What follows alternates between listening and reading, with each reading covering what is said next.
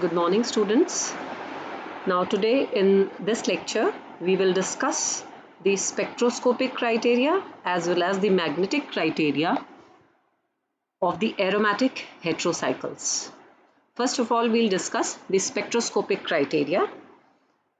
Now, taking into consideration the UV spectroscopy, in the carbocyclic compounds, only pi to pi star transitions, electronic transition is expected. But if we are considering the heterocyclic compounds, as the heteroatom has non-bonding electron pair, two type of electronic transitions are expected. Heterocyclic compounds में एक heteroatom है, बाकी carbon double bonds है, इसलिए दो type की transition कौन सी होंगी? Pi to pi star transition और n to pi star transitions. जैसा कि हमें पता है, pi to pi star transitions जो हैं उनको जब हम कंसिडर करते हैं तो these are prominent transitions in heterocyclic compounds also. मतलब हेट्रोसाइक्लिक कंपाउंड्स में पाई टू पाई ट्रांजिशंस जो हैं वो भी अपनी ग्रेटर वैल्यूज रखती हैं। These transitions are similar to those as found in aromatic carbocyclic compounds. तो यदि हम सिक्स मेंबर्ड को कंपेयर कर रहे हैं तो सिक्स मेंबर्ड में जैसे बेंजीन में ट्रांजिशंस होते हैं वैसे ही इन हेट्रोसाइक्लिक कंपाउंड्स में भी ट्रांजिशंस होंगे जो पाई टू पाई स्टार होंगे। Now in six-membered nitrogen heterocyclic compounds, ये जो UV स्पेक्ट्रोस्कोपी है वो कौन सी रेंज में पड़ती है? 240 से 260 नैनोमीटर्स रेंज में पड़ती है। ऐसे ही arsabenzene, stibabenzene, this is not L but this is B. It is a misprint. Phosphabenzenes, they exhibit the absorption bands. कहाँ पर absorption bands शो करते हैं?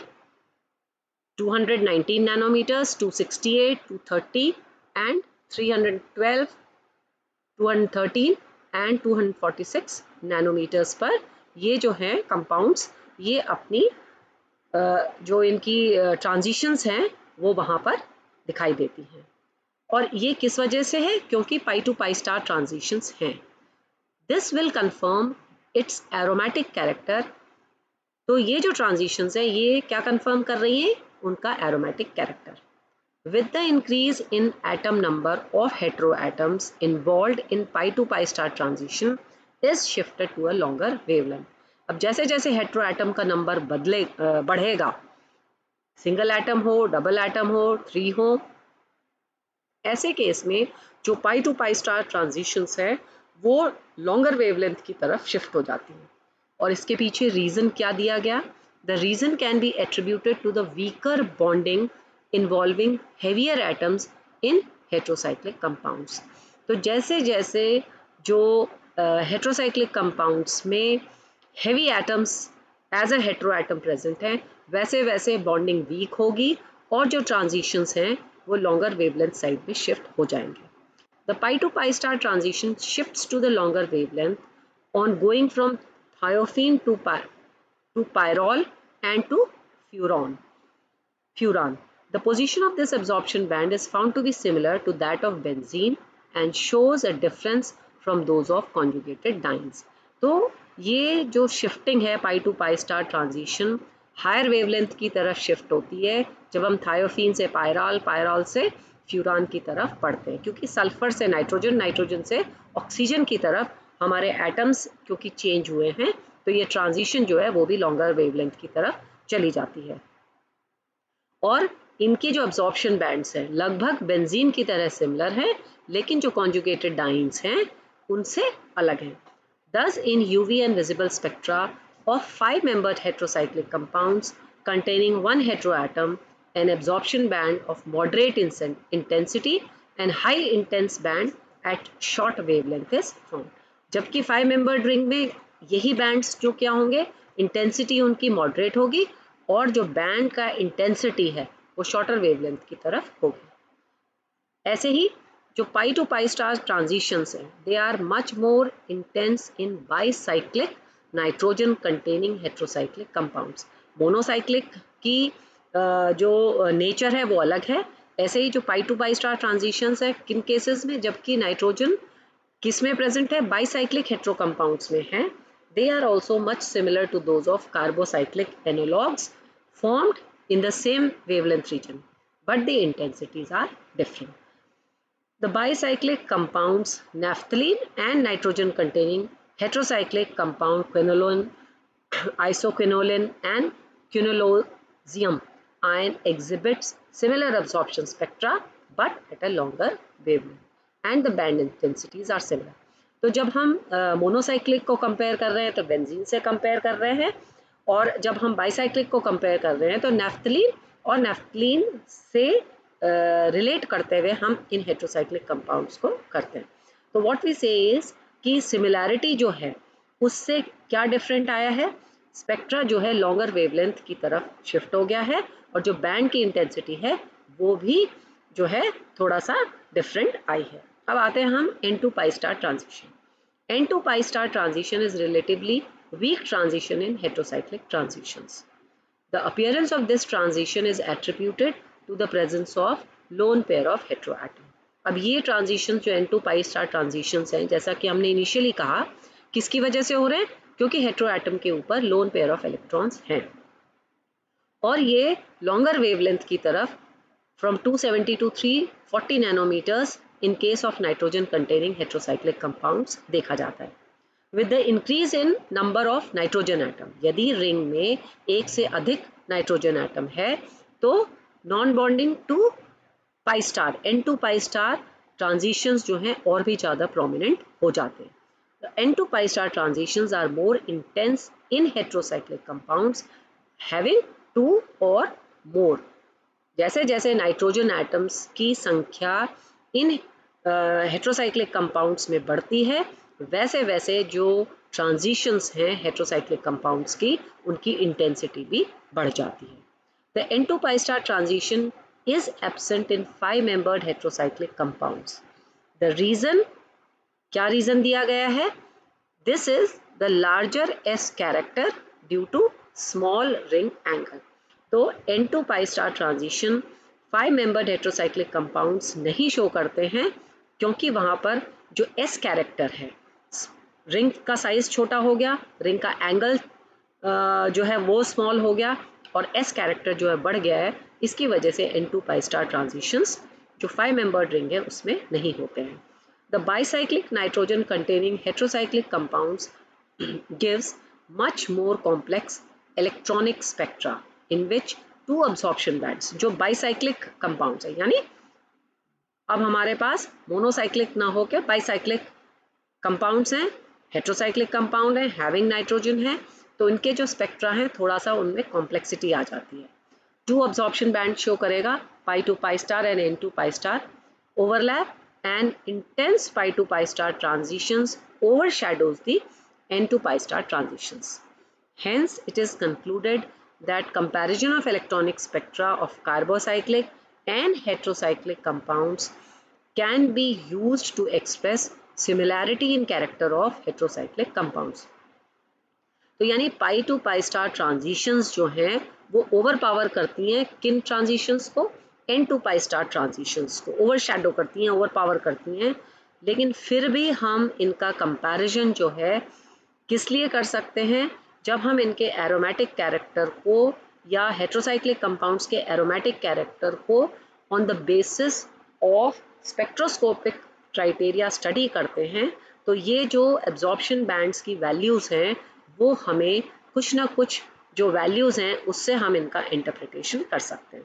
तो जैसा कि इसमें टेबल में दिया गया है, pi to pi star transitions अलग अलग कंपाउंड्स के लिए उनकी लैम्डा मैक्स वैल्यू है, उनकी एप्सिलॉन वैल्यू है, और ऐसे ही N2 pi star के लिए भी जो वैल्यूज़ हैं या जो डाटा हैं वो टेबल में उपलब्ध है जिससे कि इंटरप्रिटेशन किया जा सकता है. Next, similarly we can make use of the magnetic criteria also. जैसे कि हम स्पेक्ट्रोस्कोपिक क्राइटेरियाज यूज़ करते हैं वैसे ही हम, क्योंकि हमने स्टार्टिंग में ही कहा था कि हम अलग अलग क्राइटेरिया से एरोमेटिक हेटेरोसाइकिल की एरोमेटिसिटी को स्टडी कर सकते हैं, एक्सप्लेन कर सकते हैं. तो अब इसी तरह से हम मैग्नेटिक क्राइटेरिया जो है उसको भी कंसिडर करते हैं. स्पेशली हम यहाँ पर जो PMR स्पेक्ट्रोस्कोपी है उसको यूज़ करते हैं. Now the ring current in the aromatic compound. जब हम एरोमेटिक कंपाउंड्स के बारे में बात करते हैं और कहते हैं कि जो पाई इलेक्ट्रॉन्स हैं वो क्योंकि कंटिन्यूअस डीलोकलाइज्ड होते हैं, तो उस कंटिन्यूअस डीलोकलाइजेशन की वजह से या इलेक्ट्रॉन के मूवमेंट की वजह से रिंग करंट्स जो है वो डेवलप हो जाते हैं। तो the ring currents in the aromatic compound due to cyclic delocalisation of pi electrons, ये क्या कॉज करते हैं? They cause deshielding of the protons.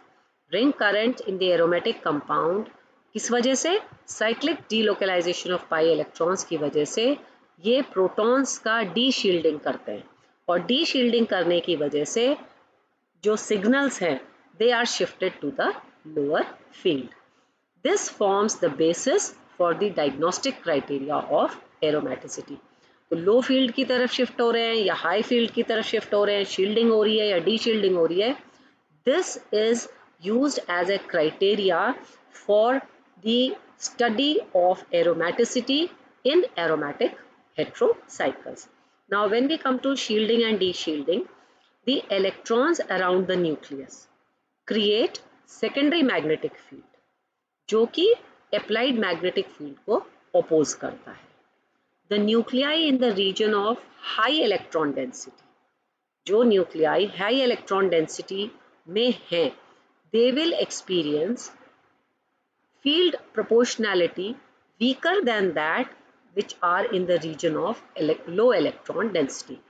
तो जो न्यूक्लियस हाई इलेक्ट्रॉन डेंसिटी में है और जो न्यूक्लियस लो इलेक्ट्रॉन डेंसिटी में है, दोनों का बिहेवियर जो है वो कैसा होगा? अलग अलग होगा।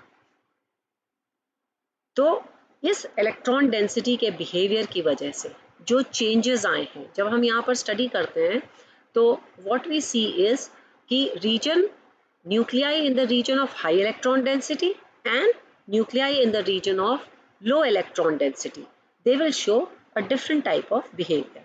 So the density and higher field, low frequency has to be applied to bring them into resonance. तो इसकी वजह से क्या हो रहा है? has to be applied to bring them into resonance. तो यहाँ पर जो इलेक्ट्रॉन्स लो डेंसिटी रीजन में है या जो इलेक्ट्रॉन्स हाई रीजन में है, हाई इलेक्ट्रॉन डेंसिटी रीजन में है, उन पर हमें अलग अलग फील्ड जो है वो अप्लाई करनी पड़ेगी। और अलग फील्ड क्यों अप्लाई करनी पड़ेगी? उनको रेजोनेंस में लाने के लिए। तो ऐसे nuclei, such nuclei are said to be shielded by the electrons.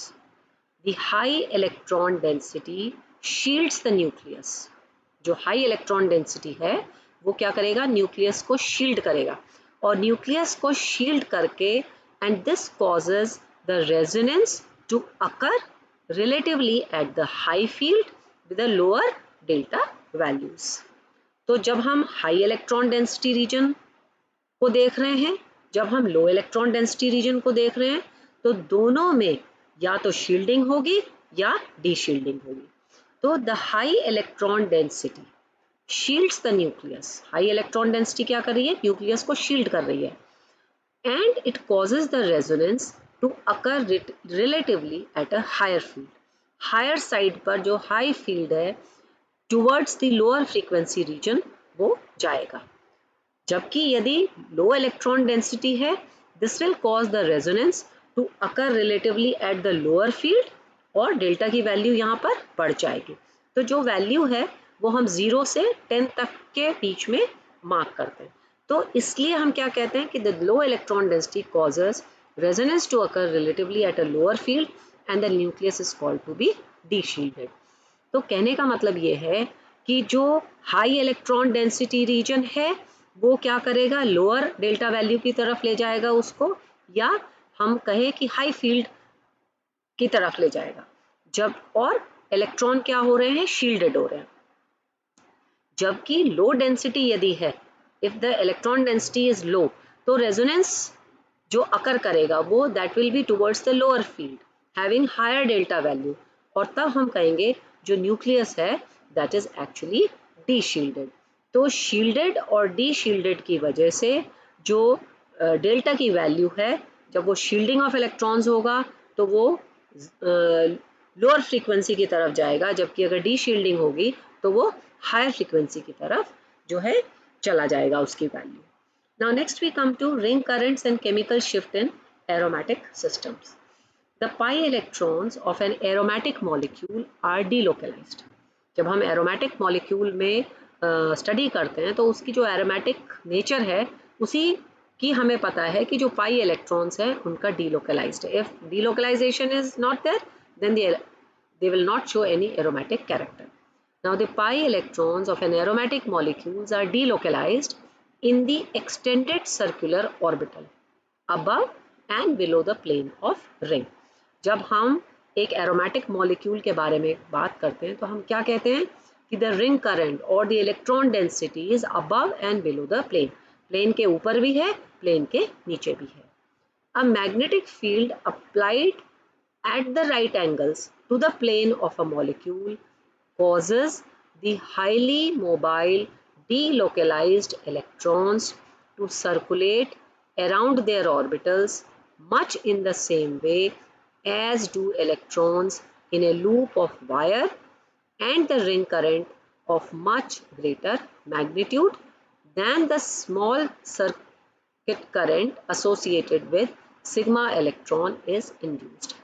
अब what happens is कि जब हम एक बाहरी मैग्नेटिक फील्ड अप्लाई करेंगे, हमने क्या कहा कि जो पाई इलेक्ट्रॉन्स हैं एक एरोमेटिक मॉलिक्यूल में डीलोकलाइज्ड हैं, सर्कुलर मोमेंट में हैं अबव और बिलो द प्लेन.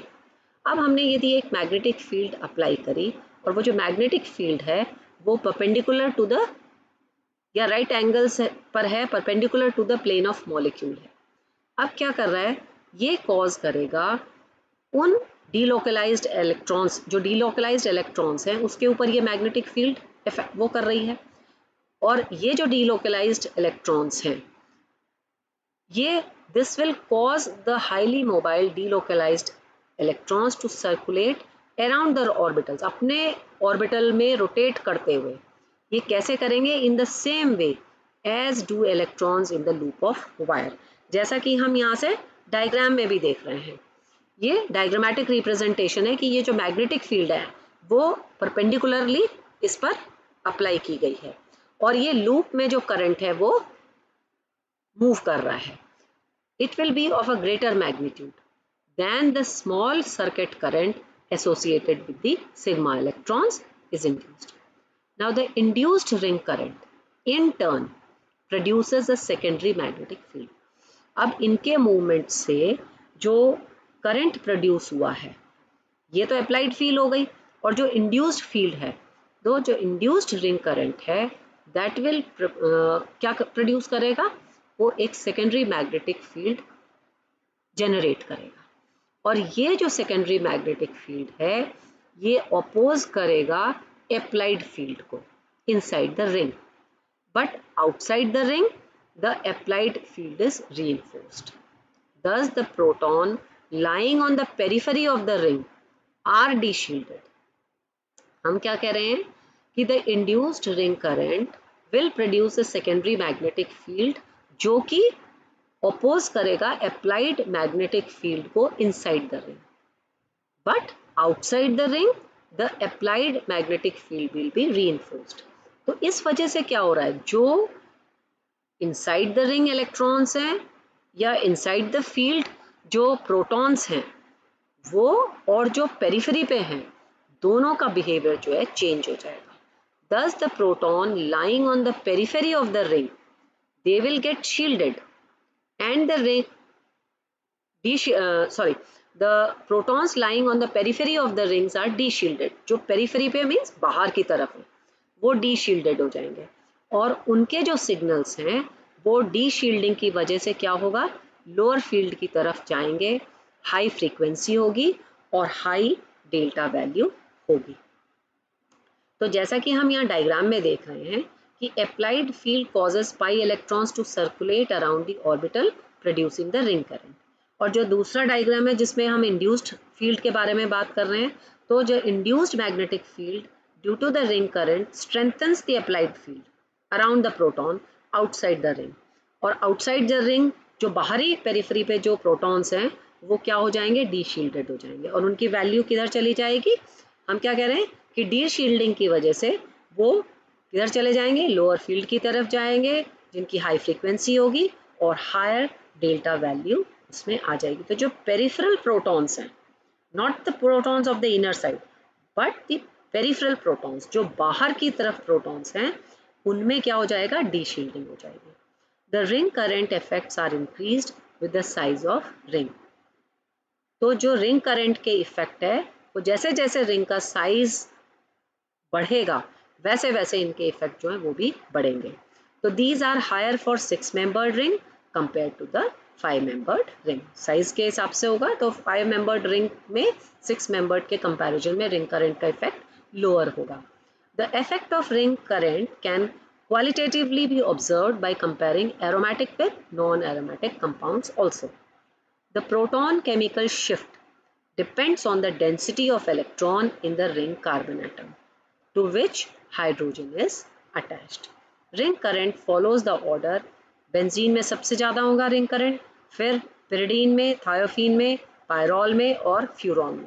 क्योंकि यहाँ पर हमारे पास क्या हो रहा है, नाइट्रोजन एटम है, सल्फर है, मोर देन 1 नाइट्रोजन एटम है और ऑक्सीजन एटम है।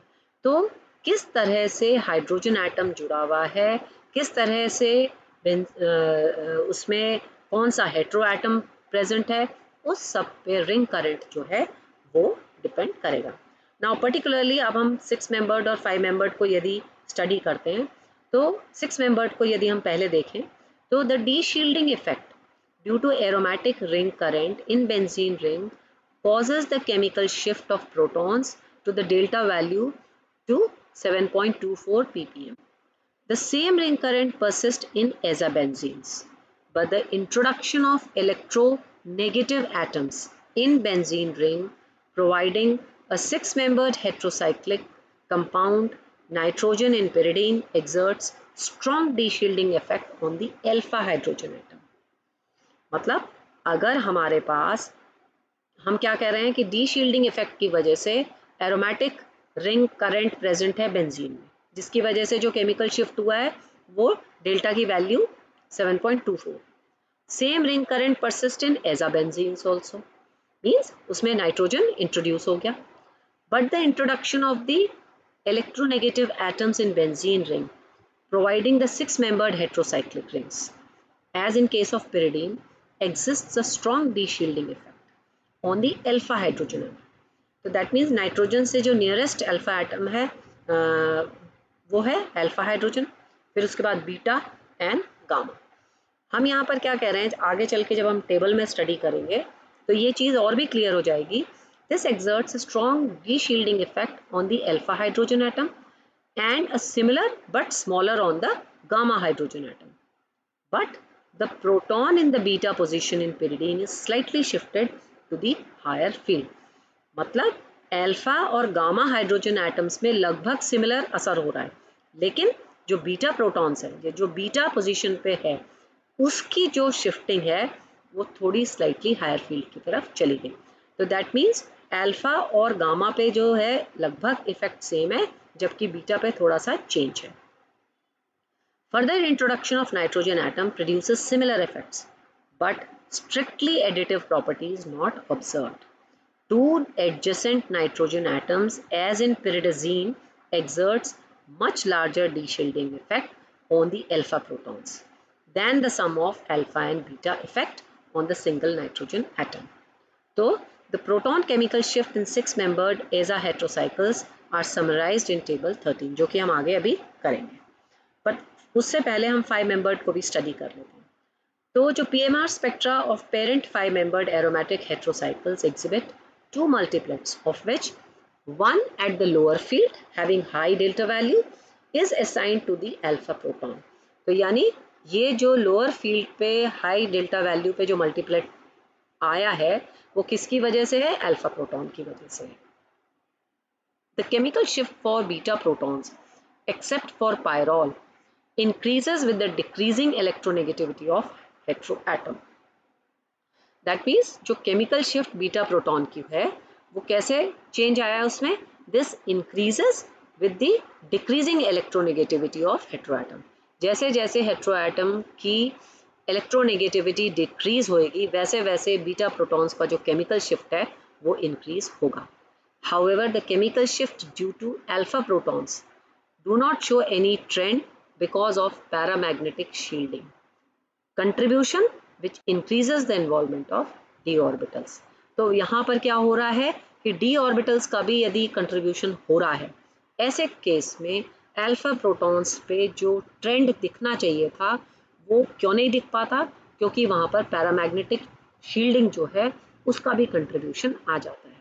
So the proton chemical shift for parent 5-membered aromatic heterocycle, that is also shown in the table 14. So proton chemical shift for imidazole, pyrazole are comparable and indicates the existence of ring current in imidazole and pyrazole ring. The ring protons of thiazole are deshielded relative to those of imidazole. जबकि isothiazole ring has been observed to have same degree of aromatic character as in case of benzene. तो यहाँ पर जब हम table को study करते हैं तो what we see in the table, for example हम यहाँ पर कंपेयर कर रहे हैं जिसमें एक नाइट्रोजन एटम है और जिसमें 2 नाइट्रोजन एटम है. तो यहाँ पर हम क्या देखते हैं, हाइड्रोजन कौन सी पोजीशन पे, 2, 3, 4, 5, 6. तो सेकंड पे जो है that is alpha, beta, gamma and so on. तो जो वैल्यूज हैं यहाँ पर हम क्या देख रहे थे, हमने स्टार्टिंग में ही कहा था कि जो हमारी कौन सी पोजीशन है अल्फा और गामा, उस पे लगभग सिमिलर कैरेक्टर्स आएंगे एज फाउंड अर्लियर. तो दोनों में तो क्या हो रहा है, डी शील्डिंग का इफेक्ट हो रहा है. जबकि थोड़ा सा जो बीटा पोजीशन है उस केस में यहाँ पर शील्डिंग इफेक्ट आ रहा है. तो इनकी वैल्यूज जो हैं जैसे 7.55 है और 8.52 है, क्योंकि 8.52 इसमें डी शील्डिंग ज़्यादा होगा क्योंकि ये सेकेंड पोजीशन पे अल्फा पोजीशन पे ही है. डी शील्डिंग गामा पोजीशन पे भी है लेकिन इसकी वैल्यू जो है थोड़ा सा चेंज हुई है, where as on the beta position there is shielding.